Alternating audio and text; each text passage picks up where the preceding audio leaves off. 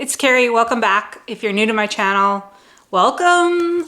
And if you're not new to my channel, welcome back. So this is going to be an informal series, something new I wanted to try. I get so many questions from some of you guys, and I just want to be able to answer them a little bit quicker, maybe faster, and just talk about my own kind of strategies and my own opinion, my own experience. So if you are new to me, I am Carrie.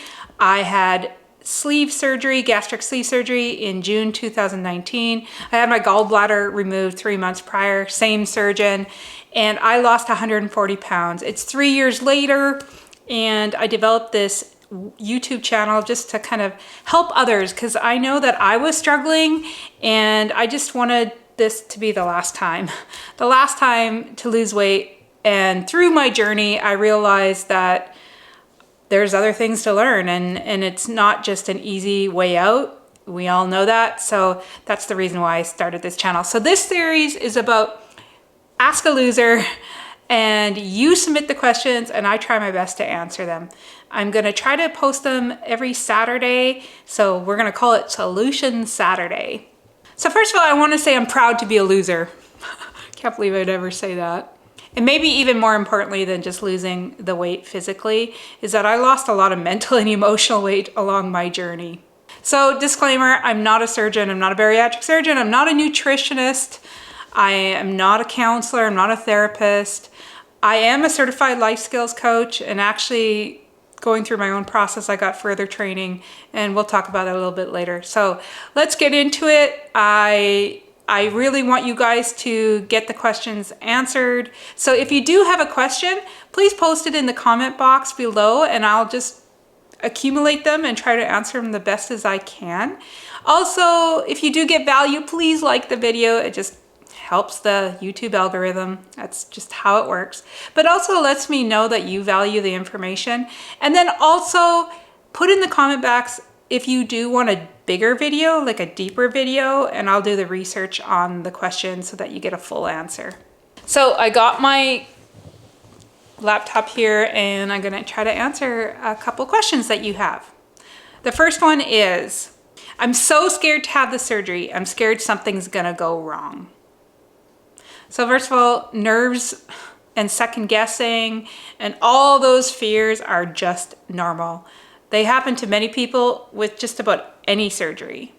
So anxiety about surgery is a natural response. So I think it's important to know that you can always ask when you get to your surgery, you can always ask the team to give you something to help you calm down. That's what I did, and it was really, really helpful. If you look at it a little bit differently, that maybe some of these nerves and this anxiety can actually help you along your situation. It just helps you, your body to understand, your mind to understand that you're making an important decision, that you have realistic expectations about that. And like the right amount of anxiety, the right amount of stress can just help you psychologically prepare. The thing is when it becomes too much, like you get oversensitive to it and it just becomes your everyday thought, you got to figure that out. You have to learn how to kind of de-stress before having surgery. And the reason why I say that is just from my experience and from my research is that prolonged, hypersensitive, hyper high anxiety, high stress over long periods of time is just going to impact the way you recover and how your body reacts to the healing process after. So it's important to figure it out before as much as possible. Know it's normal. A little bit of anxiety, a little bit of stress is just normal, and everybody feels it. So I thought, to help you, these are some of the tips that I did to help me with my anxiety, my fear of having surgery. Know that, first of all, that bariatric surgery is a very popular surgery. There's over 200,000 in the US a year. So it's a very common surgery, and bariatric surgery has one of the lowest complication rates. So it's easier, it's lower complications than your gallbladder surgery or some of the other surgeries that we think are pretty common out there. So just knowing that. Now, do complications and are there risks? Of course, there's risks in every surgery that you have. So you need to understand that that is a possibility, but it can't be your only thing that you're thinking about. First thing is to trust your bariatric team as much as possible. You got to get to know them.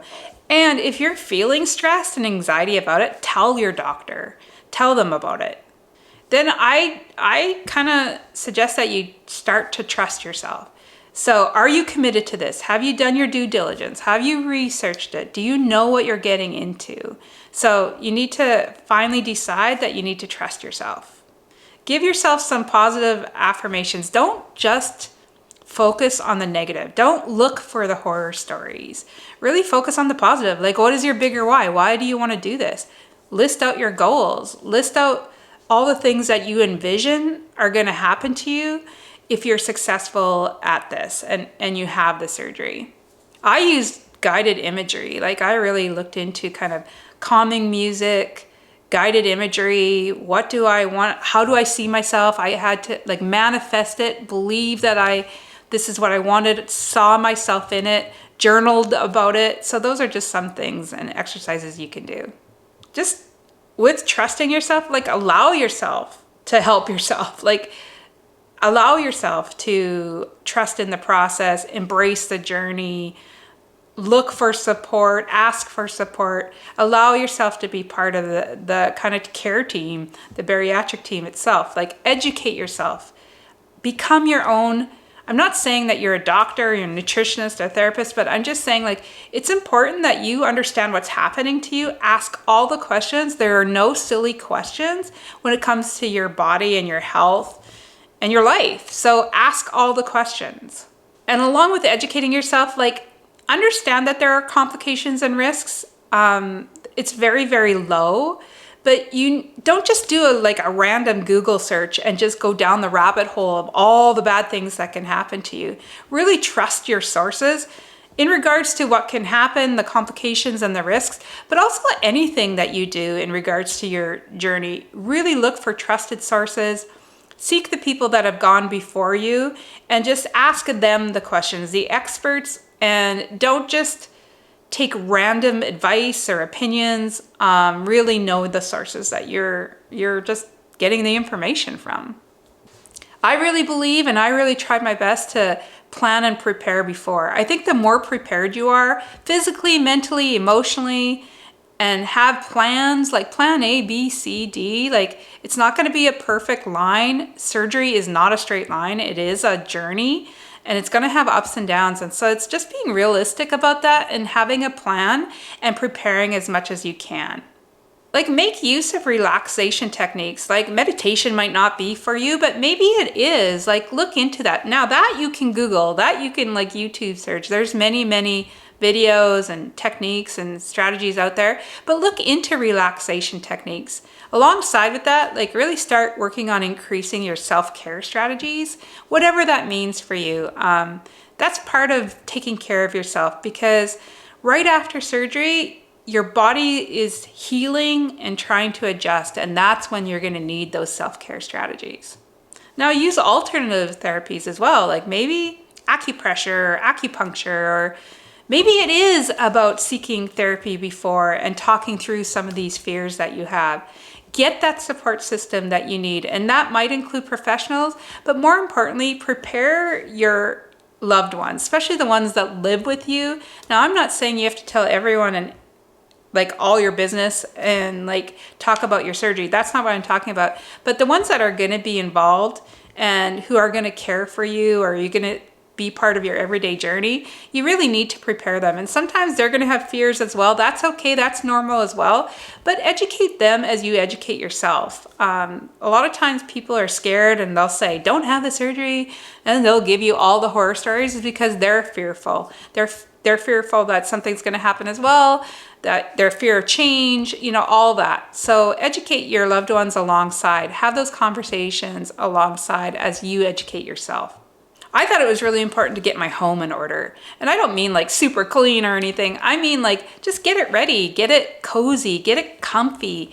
You are going to be healing. You need to rest. You need to take care of yourself. You need to make yourself a priority. So get your home ready, whatever that means for you.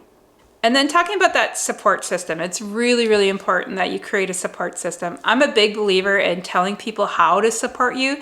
We make assumptions that people know what to do, and sometimes you have to tell them exactly what you need, exactly. And I'm a big believer in asking for support, not for permission. This is your decision, this is your body, your life, your health. Tell them how to support you. And then also, you need to learn how to support yourself. I was a big one with journaling. Like I did do journaling before I had bariatric surgery, but I found it super important to journal after. Just sometimes get some of those struggles or those thoughts, those fears onto paper. It really helps me. It doesn't have to have a rhyme or reason, but just like get it out of your head, get it down on paper. And so I found that very important. Other people find pet therapy really important. If you have a pet, that's something to look into. Now, I'm not saying right before surgery, get a new pet. You don't want that extra stress, but pets know when you're needing some love and they'll love you unconditional. So just don't forget that as being part of your strategy. So alongside is like, I'm scared to have the surgery is, should I actually have the surgery? You're in that pre-op, you're losing some weight, you're doing all the things and you're seeing results and success. So then the second guessing really happens and you think, should I just do this on my own? No, I can't answer that for you. You have to answer that for yourself. But here's some things, like I hear this question all the time. I actually thought about it too. Like I did a 3-week, I was only required to do a 2-week pre-op diet, but I decided to do 3 weeks. I was ready to do it, so I did it. So I did see some weight loss, which is normal. And some of us lose and some of us don't. So don't get super focused if you're that person that's not losing weight in your pre-op diet. But some of us do, especially if we have a lot of weight to lose. And so I second guessed and I'm like, well, geez, I'm doing it now. Why can't I just continue to do this? So the big thing I'm telling you is know your data. Know yourself. Ask yourself this honest question. Can you do it? Have you done it? Have you tried the things before? What got in your way? Why didn't you succeed before on diet A to Z? Like what happened before? So ask yourself honestly, why didn't you succeed before? Why is it different now? Now, I also think that bariatric surgery should not be your first option. If it is very popular, it's a popular choice. As we said, there's 200,000 people in the US alone that get surgery, and it's probably even bigger now, especially after COVID. But I'm just saying, like, it better not be your first choice. It really shouldn't. It should be your last choice. It should be you've tried everything before. And so if you do elect to have surgery, you need to understand, first of all, it should not be your first choice. Just know that same as doing it on your own, bariatric surgery is not a quick fix. It's not magic thinking. If someone has told you that, it's just not true. Someone who's been 3 years out now post-surgery is that it does take work. You have to commit to it. If you want long-term surgery success, you got to understand that you need all the skills to make it work. Surgery will upgrade your body, like physically, it'll force your body to lose weight, but you have to learn how to lose the mental and emotional weight as well. So you got to understand that it's not a straight line and it's not a quick fix. So it's something that is an amazing game changer for a lot of people. Now, is surgery for everyone? Absolutely not. You have to understand that you have to commit to it. And if you want it different than every diet before, and you want long-term success, you have to understand what that means. I always say to people when they ask, like, should I have it? Can I do it on my own? Did you do it on your own? But also, like, what are the risks and costs if you don't have surgery? Now, what does that mean? That's different for every person. So obesity for me, I was obese as a child. I had and as an adult. I had thin years as a child, I had thin years as a teenager, thin years as an adult, but I went off and on. I would have like decades of being obese and then I'd be thinner, all the things. The thing is that obesity in my situation was not causing obvious medical concerns. I always said I was a pretty healthy fat person. I didn't have obvious things going on. But if the pandemic didn't teach us anything, they taught us that obese people were one of the most vulnerable populations. And the reasons being is sometimes obesity doesn't present itself in a medical concern or issue that's obvious, but there's things happening behind the scenes. Now, please know that I'm not saying that body image, being a bigger person, means you're less of a person. Not at all. Body image is important no matter what stage you are, and you can have body image issues being super thin. I'm just saying that obesity does typically cause issues later on. You might not see it as the obvious cause, but it is impacting other things in your body, and eventually it will catch up with you.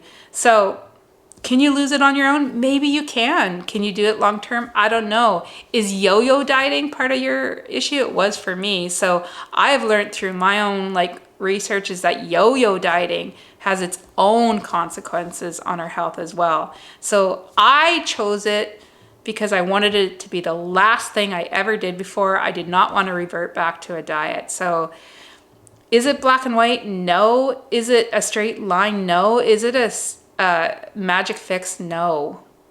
You need to listen to your heart, your head equally. Now, sometimes our rationale just wants us to get out of that fight flight situation. So yeah, anxiety causes your brain sometimes not to think rational. So sometimes you have to think with your heart. Sometimes you have to think bigger. You have to step outside yourself. Sometimes you have to ask for help to think it through. So you just have to listen to your heart and your head, because when we're stressed out, when we're in high anxiety, sometimes our brain isn't working exactly as it should. Sometimes it's about using self-compassion. What would you tell your best friend or a loved one if they're having this kind of questioning? You've done your research, your doctor has agreed, your surgeon has agreed that this might be very successful for you, but then you're questioning about it. So sometimes it's about stepping outside yourself and what conversation would you have with your best friend about this situation and thinking it through. Be guided by what you want versus what you want to avoid. What do I mean by that? So surgery, are you trying to, by making a decision of not having the surgery or having the surgery, is make it sure that you're making that decision for what you want and what you need versus what you're trying to avoid. I'm a big believer that doing something trumps doing nothing. Set a deadline. If you are really struggling with this decision, set a deadline. Do whatever you need to do and then make a deadline and then stick to that deadline, because you could let this go on forever. You need to make a deadline and you need to be okay with that decision. Make a list, as simple as pros and cons, and just, like we said, use your heart and your head. Have someone else part of that conversation to help you kind of emotionally and mentally walk through that list. Your brain might be telling you things because you're super anxious. So just make a list and then maybe have someone that you trust kind of walk you through that list. Talk it out. Like I said, sometimes it's about talking to a therapist or a counselor or a pastor or a good friend. Just talk it out. Sometimes just verbally saying and getting it out of our head just helps us look at it in a different light. You can try the balloon test. I forget, I'm sorry if I'm not giving reference to this properly, but it's the balloon test, and I'm not even maybe explaining it exactly right, but it's about envisioning a balloon, putting all your fears, your anxiousness, your stress, blow it into that balloon, and then think about it, take a deep breath, and as you're exhaling, let the balloon fly and kind of letting go some of that fears as the balloon leaves. And it just kind of gives you an image of okay, you're putting all your things, your fears, and just letting it go. And then see, how are you thinking after that? And then lastly, some of my suggestions on if you're questioning if you should have the surgery at all is, and I got some questions here, so I'm going to be looking at my computer. I just kind of brainstormed some of these questions to ask yourself. What am I actually afraid of? Like, what is the key thing? Be really honest on what are you actually afraid of. Does having the surgery or not having the surgery still fulfill my purpose, your purpose? Having the surgery or not having the surgery, who am I doing this for? Is it actually for me, or is there other people talking to me, guiding that opinion, or actually like strongly, aggressively adding to that opinion? Does the decision, whatever that is, help me grow? Does it help me be a better person? Does it help me move forward? And then ask yourself, what am I going to regret the most? If I have the surgery, if I don't have the surgery, what am I going to regret the most? So those are kind of the two questions for this week. Please let me know in the comments below if you have any other questions. Let me know if you want to have a bigger video, a deeper video. Check out the other videos on my channel. I have some of these questions I've already addressed. You got this, hang in there. Let's figure it out together.